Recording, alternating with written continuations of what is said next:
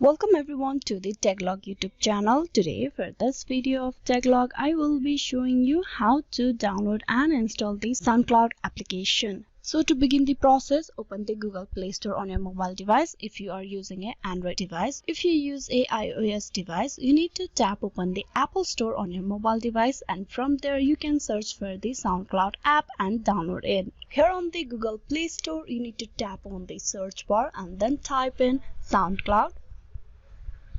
Then tap on search. You can see the SoundCloud application on the very top. Now tap on install beside it and wait for the application to be downloaded. SoundCloud is an online audio distribution platform and music sharing website that enables its users to upload, promote and share audio. As you can see, the downloading process is completed. Now you tap on open, and with that you have successfully downloaded and installed the Amazon application for your mobile device. Hope this video was useful. Please like and subscribe the Techlog YouTube channel. Thank you.